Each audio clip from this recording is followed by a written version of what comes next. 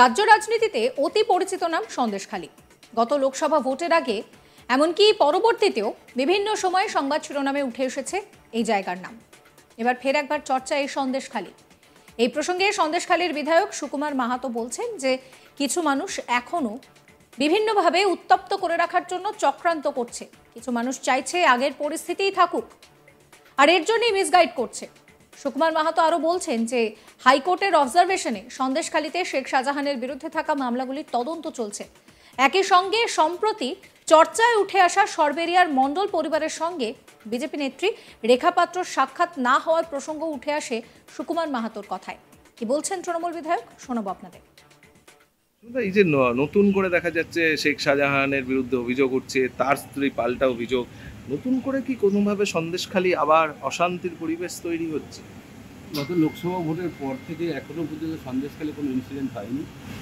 আমরা গত লোকসভা ভোটেই বলেছিলাম যে বিগত দিনে যে পরিবেশ তৈরি হয়েছিল, মানুষের উপর অত্যাচার, অন্যায়ভাবে জমি দখল, এগুলো মুখ্যমন্ত্রী সঙ্গে সঙ্গে তৎপরতার সঙ্গে সেই সিদ্ধান্ত নিয়েছিলেন এবং জমি ফেরত দেওয়া হয়েছিল।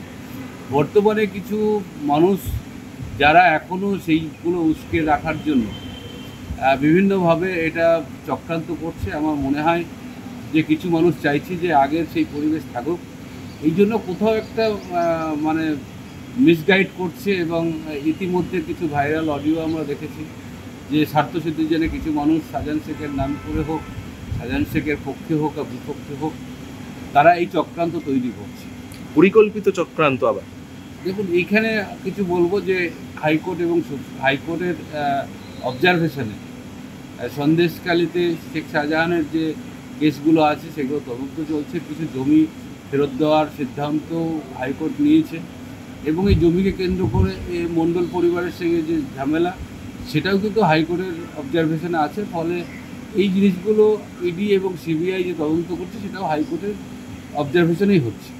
দলকে জানিয়েছেন এই যে আমার নতুন করে পরিকল্পিত একটা চক্রান্ত হওয়ার চেষ্টা হচ্ছে? দেখুন, আজকে রেখা পাত্র গিয়েছিলেন এবং মণ্ডল পরিবারের সঙ্গে দেখা করেননি। ফলে এটা রাজনৈতিকভাবে আমি মনে করি যদি মানুষের সমস্যা থাকে আমি দলকে জানিয়েছি এবং সমস্যার সমাধান করতেও বলেছি, কিন্তু রাজনৈতিকভাবে কেউ অগ্রাধিকার পাবে বা সুযোগ সুবিধা নিয়ে মানুষের মধ্যে বিচ্ছিন্নতা তৈরি করবে, সেটার জন্য আমি আলাদাভাবে দলকে লিখব চিঠি যাতে এটা না হয়। এবং এই রেখাপাত্র যাওয়ার পরেও সেই পরিবার দেখা করে, তারা রাজনীতি চায় না, তারা সমস্যার সমাধান চায়। 26-এর আগে নতুন করে একটা অশান্তি পাকানোর ছক হচ্ছে সন্দেশখালী। এটা বিজেপি নতুন করে আজকে যেমন সরবেরিয়াতে রেখাপাত্র নিজে গিয়েছিলেন, রেখাপাত্র নিজে গিয়ে পরিবারের সঙ্গে দেখা করতে চেয়েছিলেন, তারা বললো যে আমরা যেহেতু হাইকোর্টে জানিয়েছি বা ইডি সিবিআইকে জানিয়েছি, ফলে কোনো রাজনৈতিক দলের সঙ্গে আমরা এক হয়ে আরেকজন মানুষের সঙ্গে লড়াই বা ঝগড়া করতে পারবো না। তারা পরিষ্কার বলে দিয়েছে এটা আমাদের সমস্যা, আমরা ইডি সিবিআইকে জানিয়েছি, থানায় জানিয়েছি এবং হাইকোর্টকেও জানাবো। দলকে চিঠি লিখে কি বলবেন, মানে এই পরিস্থিতি যাতে না হয়? দেখুন, এই বর্তমানে কিছু মানুষ দলের মধ্যে একটা বিচ্ছিন্নতা তৈরি করছে, আমি দলকে সেটা জানিয়েছি কিছু কিছু জায়গায়। বাকি টাইমটাও আমরা চিঠি লিখে এই পরিস্থিতি জানাবো। প্রসঙ্গত, সরবেরিয়ার মণ্ডল পরিবারের সদস্য রবীন মণ্ডলকে জেলে বসে শেখ শাহজাহান ফোনে হুমকি দিয়েছে বলে অভিযোগ। সেই খবর সামনে আসে সংবাদ মাধ্যমে। এরপর সেই রবীন মণ্ডলের বিরুদ্ধে নাজার থানায় 25 লক্ষ টাকা তছরূপের অভিযোগ দায়ের করেন শেখ শাহজাহানের স্ত্রী তসলিমা বিবি। তবে সেই মণ্ডল পরিবারের সঙ্গে দেখা করতে এবং তাদের পাশে থাকার আশ্বাস দিতে সরবেরিয়ায় তাদের বাড়িতে যান রেখা পাত্র। সঙ্গে ছিল বিজেপির জেলা নেতৃত্ব, কিন্তু মণ্ডল পরিবারের সঙ্গে সাক্ষাৎ হয়নি রেখার। সরবেরিয়ার মণ্ডল পরিবারের সঙ্গে দেখা করতে এসে কথা না বলে ফিরতে হয় রেখাকে।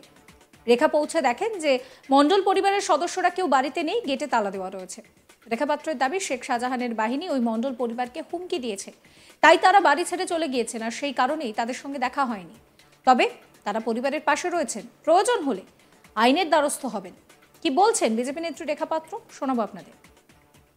তো রবীন মণ্ডলের বাড়িতে এসেছিলাম, ওনার যে শেখ শাহজাহান মার্কেটটা নিয়ে যে ঝামেলাটা হচ্ছিল, ওনার প্রপার্টির ওপরে যে শেখ শাহজাহান মার্কেটটা করেছে, এটা নিয়ে ওনার আপনি জানেন যে শেখ শাহজাহান জেলে হেফাজতের থেকেই উনি একটা হুমকি দিয়েছেন যে ওনার এই জমির ওপরে যদি কোনো অধিকার ফলাতে যায় ওনাকে মার্ডার করে দেওয়া হবে এবং ওনার ঘরে বোম মারা হবে, এরকম নানান রকম হুমকি এসছে। সেই মূলত সেই ইস্যুটা নিয়ে আমরা আজকে ওনার বাড়িতে এসেছিলাম এবং আসার আগে ওনাদের সাথে আমরা কথাও বলেছি, ওনারা আমাদেরকে আসার জন্য আশ্বস্ত করেছিলেন বলেই আমরা এসেছিলাম। এসে দেখতে পাচ্ছি যে ওনার বাড়ির পুরুষেরা বাড়ি ছাড়া এবং যে মহিলারা আছে ওনারা ভেতরে, ঘরের ভেতরে বাইরের থেকে তালা ঝুলানো আছে। আমরা আশঙ্কা করছি যে ওনারা বাড়ির নিজের থেকে বাড়ি ছাড়া হয়নি, এই শাহজাহান বাহিনীরা ওনাদেরকে কোথাও তুলে নিয়ে কোথাও গোপন জায়গায় ওনাদেরকে লুকিয়ে রেখেছে আমাদের সাথে দেখা করতে দেবে না বলে। ওই জন্য আমরা আজকে এখানে রাজবাড়ি ক্যাম্পে এসেছিলাম এবং ওনাদের সাথে অফিসারদের কাছে কমপ্লেন জানিয়েছি। ওনারা বলেছেন ওনাদের ওপরে আমরা সিকিউরিটি দেওয়ার ব্যবস্থা করছি। আমরা তাতে আশ্বস্ত হয়েছি এবং আগামী দিনে যদি ওনাদের ওপরে যদি এরকম হামলা, এরকম যদি হুমকি এসে থাকে, আমরা এটা নিয়ে নেজার থানায় আবার ডেপুটেশন জমা দেবো। হ্যাঁ, এটা মুখ্যমন্ত্রী তো বলেছিল যে সন্দেশখালী কোনো হুমকি চলছে না, কোনো দুর্নীতি চলছে না, মা বোনদের উপর কোনো অ্যাটাক চলছে না। আজকের মূলত আপনারাই তো দেখতে পাচ্ছেন যে কি হচ্ছে।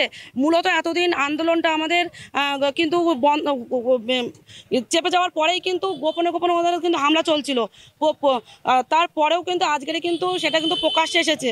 আর এই প্রকাশ্যে আসার পরে এটা মুখ্যমন্ত্রীর ভালো করে চোখ খুলে দেখার দরকার আছে যে আজকে সন্দেশখালী একজন বিজেপি কর্মীর বাড়িতে কিভাবে হামলা হচ্ছে, তার প্রপার্টি জোর করে শেখ শাহজাহান কি করে ছিনিয়ে নিয়ে তার উপরে আবার জেল হেফাজতের থেকে তাকে ফোন করে মূলত হুমকি দিচ্ছেন। এবং সেই ফোনটা পাচ্ছে কোথার থেকে, যে জেল হেফাজতের থেকে এই যে শেখ শাহজাহান ফোনটা কোথা থেকে পাচ্ছে। মুখ্যমন্ত্রী যদি না সহযোগিতা করে, তার মাথায় যদি হাত না রাখে, তাহলে ফোনটা কোথার থেকে তার কাছে যাচ্ছে। রেখা পাত্র একদিকে বলছেন যে শেখ শাহজাহান নাকি এখনো পর্যন্ত জেলে থেকেও এইভাবে হুমকি দিয়ে যাচ্ছেন। আর এই পুরো বিষয়টাকে নিয়ে তৃণমূলের তরফে তৃণমূল বিধায়ক সুকুমার মাহাতো বলছেন যে কিছু মানুষ এখনো বিষয়টাকে উস্কে দেওয়ার চক্রান্ত করছেন। কিছু মানুষ চাইছেন যে আগের মতোই পরিবেশ থাকুক, তার জন্যই মিসগাইড করছেন। সুকুমার মাহাতো আরও বলেন যে হাইকোর্টের অবজারভেশনে সন্দেশখালীতে শেখ শাহজাহানের বিরুদ্ধে থাকা মামলাগুলো তদন্ত চলছে। একই সঙ্গে এই মণ্ডল পরিবারকে নিয়ে যা কিছু হচ্ছে সেই বিষয়েও কিন্তু সুকুমার মাহাতোর কথায় উঠে এসেছে। আরও একবার শোনাবো আপনাদের কি বলছেন তৃণমূল বিধায়ক সুকুমার মাহাতো। এই যে নতুন করে দেখা যাচ্ছে শেখ শাহজাহানের বিরুদ্ধে অভিযোগ উঠছে, তার স্ত্রী পাল্টা অভিযোগ, নতুন করে কি কোনোভাবে সন্দেশখালী আবার অশান্তির পরিবেশ তৈরি হচ্ছে? গত লোকসভা ভোটের পর থেকে এখনও পর্যন্ত সন্দেশখালী কোনো ইনসিডেন্ট হয়নি। আমরা গত লোকসভা ভোটেই বলেছিলাম যে বিগত দিনে যে পরিবেশ তৈরি হয়েছিল, মানুষের উপর অত্যাচার, অন্যায়ভাবে জমি দখল, এগুলো মুখ্যমন্ত্রীর সঙ্গে সঙ্গে তৎপরতার সঙ্গে সেই সিদ্ধান্ত নিয়েছিলেন এবং জমি ফেরত দেওয়া হয়েছিল। বর্তমানে কিছু মানুষ যারা এখনও সেইগুলো উস্কে রাখার জন্য বিভিন্নভাবে এটা চক্রান্ত করছে, আমার মনে হয় যে কিছু মানুষ চাইছে যে আগের সেই পরিবেশ থাকুক, এই জন্য কোথাও একটা মানে মিসগাইড করছে। এবং ইতিমধ্যে কিছু ভাইরাল অডিও আমরা দেখেছি যে স্বার্থসিদ্ধির জন্য কিছু মানুষ শাহজাহান শেখের নাম করে হোক, শাহজাহান শেখের পক্ষে হোক আর বিপক্ষে হোক, তারা এই